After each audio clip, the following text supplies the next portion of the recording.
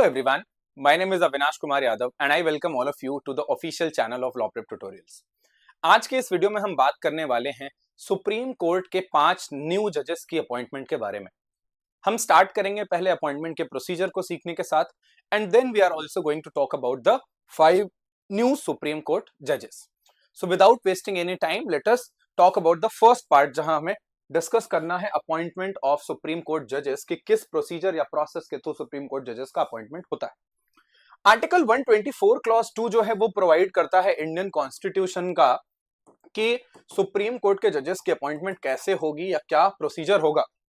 The provision reads the president of India appoints supreme court जजेस on the recommendation of supreme court collegium. इसका मतलब क्या हुआ, supreme court का जो कलेजियम है वो रिकमेंडेशन देता है और प्रेसिडेंट ऑफ इंडिया क्या करते हैं, सुप्रीम कोर्ट जजेस को अपॉइंट करते हैं। कलेजियम सिस्टम के बारे में हम लोग बात करेंगे अभी डिटेल में, बट अभी के लिए फिलहाल आप समझिए कि कलेजियम सिस्टम इवॉल्व हुआ है लैंडमार्क जजमेंट्स के थ्रू, जो कि 3 जजेस केसेस रहे हैं, और ये जुडिशियल अपॉइंटमेंट्स के बारे में डिटेल में बातचीत करता है।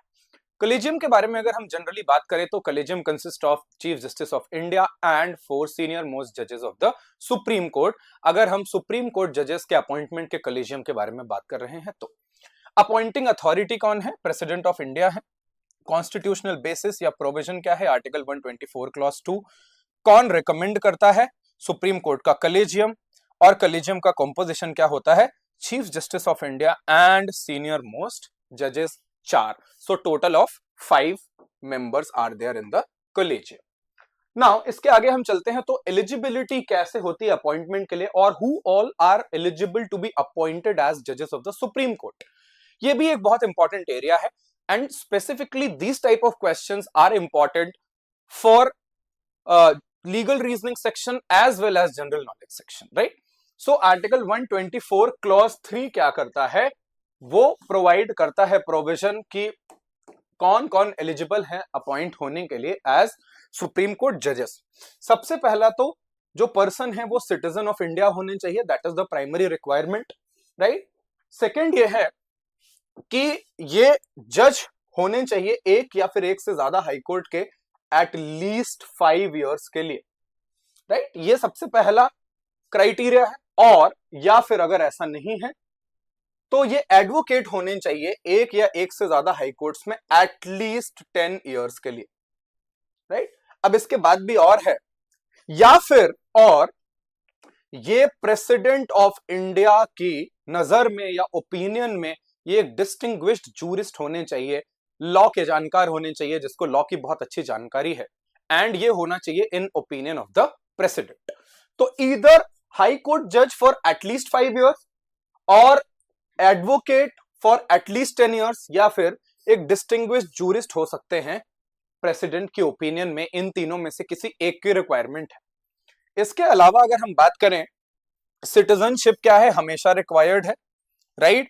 एंड अगर आप देखो तो जो ये थर्ड क्लॉज है कि कोई डिस्टिंग्विश्ड जूरिस्ट हो सकते हैं, यहां पे प्रेसिडेंट का जो डिस्क्रिशन है वो देखने को मिलता है कि प्रेसिडेंट के ओपिनियन में। हाउएवर इस क्राइटेरिया के बेसिस पे अभी तक कोई भी अपॉइंटमेंट्स मेक नहीं किए गए हैं। सो इस चीज को भी हमें ध्यान में रखना है, राइट। नाउ कलेजियम किस तरीके से वर्क करता है आप इसको समझिए। कलेजियम में देयर आर टोटल ऑफ 5 जजेस, राइट। सबसे पहले अगर हम बात करते हैं तो chief justice of India and 4 senior most जजेस। क्या क्राइटेरिया है जिसको कंसीडर करते हैं ये कॉलेजियम के मेंबर्स लोगों का नाम रिकमेंड करने से पहले या फिर शॉर्टलिस्ट करने से पहले? सीनियरिटी कंसीडर करते हैं, मेरिट कंसीडर करते हैं, उनकी integrity on the basis of past conduct, उनका जुडिशियल एक्सपीरियंस क्या है, रीजन का रिप्रेजेंटेशन एंड डाइवर्सिटी।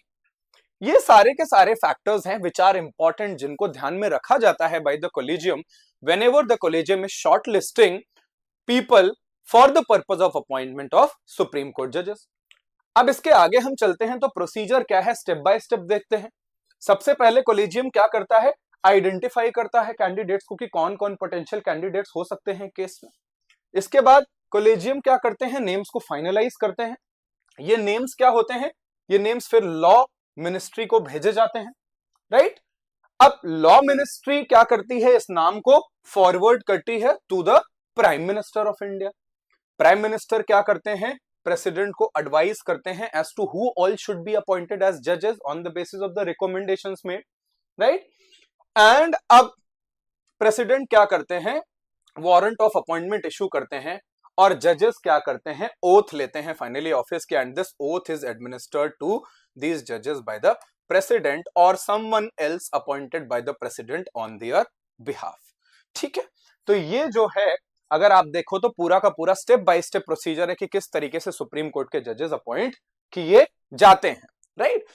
अब अगर मान लो हम यहां पे देखें तो जो कॉलेजियम का जो रिकमेंडेशन है जुडिशरी के द्वारा ही या जुडिशियल ऑफिसर्स के द्वारा ही, वो ये इंश्योर करता है कि सेपरेशन ऑफ पावर्स मेंटेन रहेगा और किसी तरीके का इंटरफेरेंस नहीं होगा by legislature in the matters of the appointment, right. Similarly अगर हम देखें तो प्रेसिडेंट की जो अपॉइंटमेंट है वो कॉन्स्टिट्यूशनली बाइंडिंग है। अगर कॉलेजियम परसिस्ट करता है अपनी रिकमेंडेशन के साथ तो appointment will have to be made in that case, ठीक है। अब अगर हम देखें तो जजेस क्या करते हैं, ओथ लेते हैं, and the oath is made before the president of India. अब 5 जो नए सुप्रीम कोर्ट जजेस हैं इनके बारे में हम थोड़ा सा बात कर लेते हैं। Let us look at the name of honourable justices. First of all Justice Sheel Nagu is there, right. इसके बाद है Justice Shri Chandrashekhar, Justice Sanjeev Sachdeva, Justice Arun Palli and senior advocate V Mohana who has now been appointed as the जज of a supreme Court, right. अब अगर थोड़ी सी basic details देखें इन जजेस के बारे में, even which are required to be known. Justice Sheel Nagu के बारे में अगर हम बात करते हैं तो जस्टिस शील नागू का पेरेंट हाईकोर्ट है Madhya Pradesh high court, and one interesting fact is that he was also member of the commission which was appointed to make a probe on the matter of Justice Yashwant Varma, जो भी उनका अभी इशू हुआ था related to currency notes that were found at his residence, तो उसमें भी इनका बहुत ही इंपॉर्टेंट कंट्रीब्यूशन है, ठीक है। ये एडवोकेट की तरह इनरोल्ड हुए 1987 में और इन्होंने प्रैक्टिस करा मध्य प्रदेश हाईकोर्ट में जबलपुर में। एडिशनल जज ऑफ द एमपी हाईकोर्ट बनाया गया इनको मई 2011 में और परमानेंट जज बनाया गया 2013 में, और इन्होंने एक्टिंग चीफ जस्टिस की तरह वर्क करा MP high court and finally Chief justice of Punjab and Haryana high court till July 2024, not till, sorry, in July 2024। So यहां पे द जज is carrying approximately 12+ years of experience as judge of Madhya Pradesh High Court, and the judge here you can see all other important facts about Justice Sheel Nagu which are here, right? अगर आगे हम देखें तो justice Shri Chandrashekhar is there, जिनको appoint किया गया है supreme court में in June 2026, and the parent high court is Jharkhand high court. Basics अगर हम देखते हैं तो जस्टिस श्री चंद्रशेखर ने प्रैक्टिस करा है नियरली 2 decades तक सिविल और क्रिमिनल मैटर्स में बिफोर द सुप्रीम कोर्ट, और इनको एडिशनल जज बनाया गया झारखंड हाई कोर्ट का जनवरी 2013 में और परमानेंट जज बनाया गया जून 2014 में, राइट। अगर हम बात करते हैं यहाँ पे तो he was transferred to Rajasthan high court in 2024 and finally आप देखेंगे तो Bombay high court in 2025 and now elevate करा गया chief justice Bombay high court के। उसके बाद finally now he has been appointed as the supreme court जज हियर इन दिस केस। अब यहां पे हम देखते हैं तो justice Sanjeev Sachdeva parent high court के बारे में बात करते हैं तो it is Delhi high court, right. Justice Sanjeev Sachdeva born and educated in Delhi, इन्होंने जज की तरह सर्व किया है दिल्ली हाई कोर्ट में from April 2013 to May 2024। Finally अगर आप जाके देखते हैं तो इनको chief justice of MP high court elevate किया गया था जुलाई 2025 and now he will be serving as a supreme court जज, राइट।